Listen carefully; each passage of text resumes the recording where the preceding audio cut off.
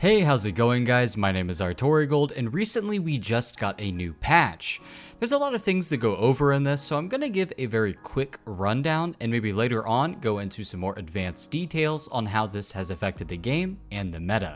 So up first we have Baptiste. His biotic launcher's ammo was increased from 10 to 12.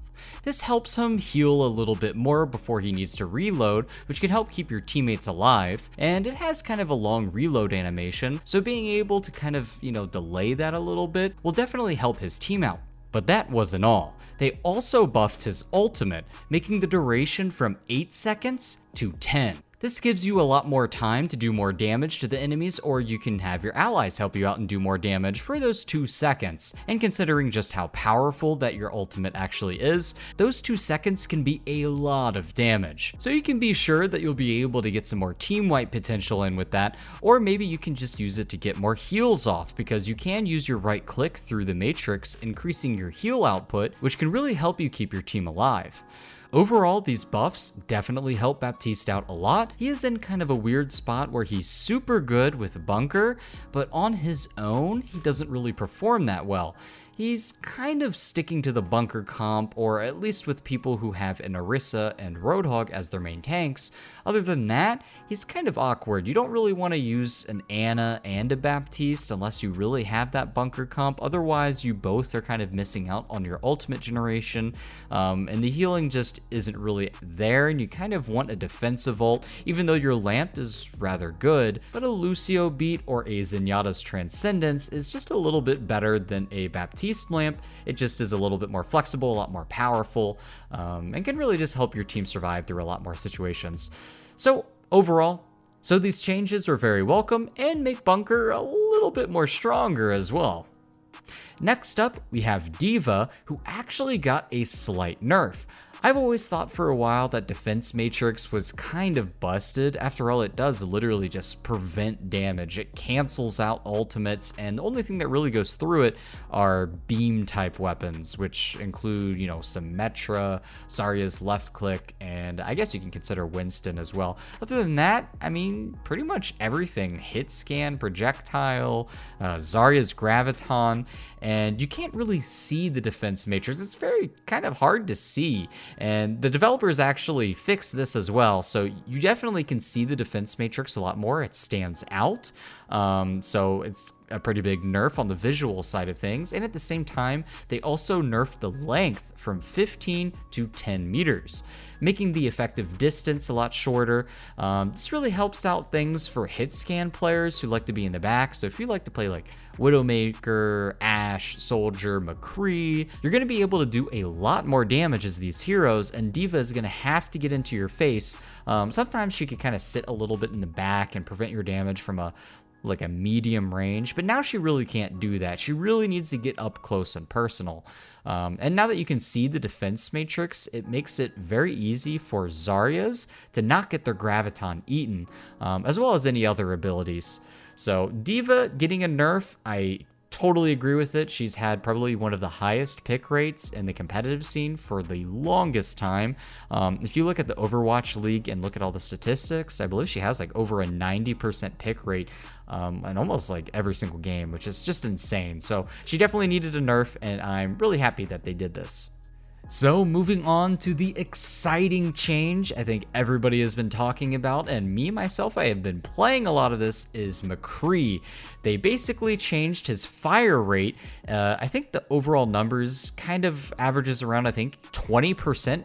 So I think if you look at the numbers, he shoots about 15 to 20% faster with his left click, which is insane, okay? McCree was already in a really good spot for a while. He had his place, he was very situational, he had a pretty good damage output, his flashbang had a lot of utility to stopping dive, and his right click was also pretty powerful. But because they buffed his right click recently, I think the developers saw that the left click was actually not being used. One of the biggest things about McCree back in the day is you would flashbang, then left click their head for the crit, and that was your way of killing people.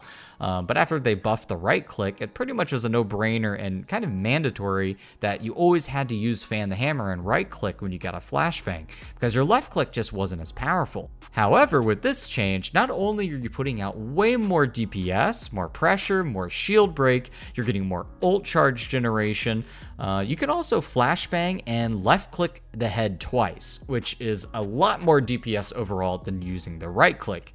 I think the right click still has a pretty good place if you're trying to do like shield break, so I would right click, roll, right click, and that's a pretty decent amount of burst damage on any tanks, but overall the left click is definitely the way to go.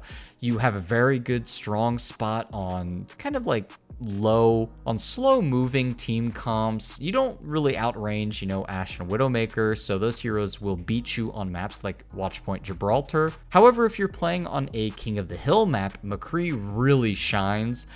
Definitely get out there, play McCree. I'll definitely be making a video on him in the future, so make sure to check that out once it's made. Next up, we have Orisa, who had a very small buff where now her barrier, her E, can be shot while reloading, and it's not going to interrupt it. So now moving on to Orisa. Orisa's protective barrier, her E, can now be shot out without interrupting her reload. This is a very small change, but it does make her stronger, and I already think Orisa is in a really strong spot already on certain maps such as Ilios Well or Junkertown, and especially comboing her suck with a Roadhog hook.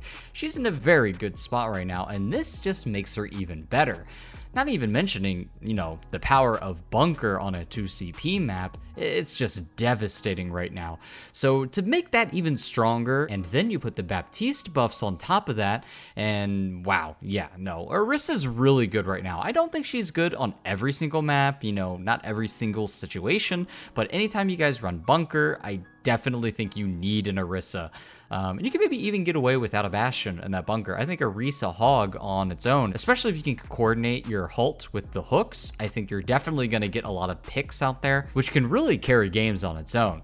So yeah, Orisa is really strong right now. If you're playing a main tank, I highly suggest you start playing her depending on the map. So next up is Symmetra. I think Symmetra is even less situational and meta than any other hero in the game. I think she's like dead bottom. She doesn't really have a whole lot of uses other than in like a team situation where maybe you can teleport a whole Bunker team comp up to the high ground on Hanamura on point 2, or maybe even do the same thing on Hanamura point 1. But other than that, there's not a whole lot going on with that. So in this patch, they did buff Symmetra, but I don't think it's a whole lot, and I don't think it's gonna help too much. All they did was they buffed the teleporter interact range from 1 meter to 1.5 meter.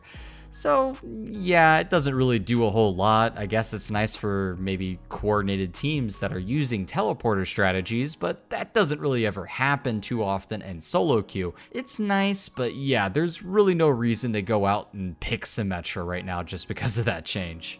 Next up is a more surprising change. They actually nerfed Torbjorn. So what they did was they nerfed the secondary fire, meaning the shotgun damage got a pretty decent nerf to it.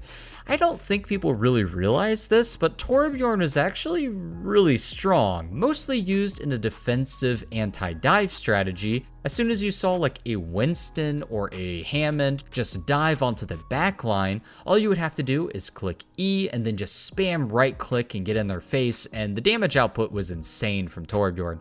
So they decided to nerf it. I don't think a lot of people realized it, but I know a lot of the developers and competitive players have been kind of complaining about that for a while. It's actually crazy strong, just being able to melt tanks down. That's actually debatably better than Reaper, which is kind of insane. If you think about it, Torbjorn's right-click shotgun is stronger than Reaper's. but luckily not anymore. They nerfed it. I never really was much for picking or playing Torbjorn myself, so this isn't really going to affect me, but this is going to help tank players out there, especially those that like to play Winston. I think Winston's had it the worst from diving in on Torbjorns. You have to get space somehow, but yet at the same time, you just get melted if you dive on them. So other than that, there were just a couple small things in the patch that also are just more like quality of life.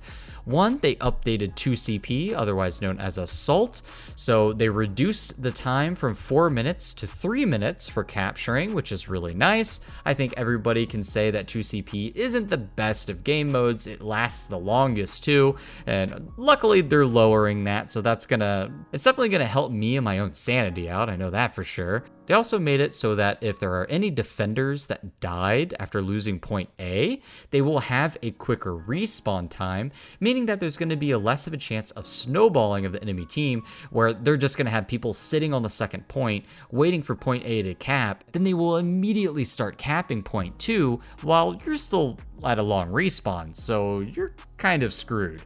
This definitely makes 2CP a little bit better, but it's definitely my least favorite of all the game modes. There are a lot of other small changes here and there if you really want to go into detail with it, but the most important one is that there is actually a gigantic bug for Brigitte. What happened was that her armor from her ultimate would stack on top of her armor and other people's armor, making the damage reduction incredibly strong and stacking on top of each other. So instead of a 20 or 25% damage reduction from armor, 40 to 45% damage reduction. So if any of you were playing Brig and you pressed Q and you notice how you just kind of stayed alive forever, or maybe you were on the receiving end of it and you notice how you just couldn't kill her, this was a bug. It's incredible to me that this is just now being found out. I think everybody's to blame for not noticing it, but we figured it out, we cracked the case. Brigitte was incredibly overpowered because of a bug. Luckily, this has been fixed, and I think it's pretty easy to tell from just a couple of games that I've played recently that her effectiveness during rally, it's definitely lower. You can tell she is much easier to kill now. Anyways, guys, I'm going to make some more videos in the future to go in to check out some of these changes more in detail. I'm definitely keeping an eye on the meta just to see how things progress from here on.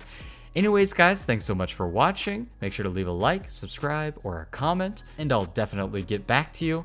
Anyways, that's it for today. Thanks so much for watching, and I'll see you guys next time.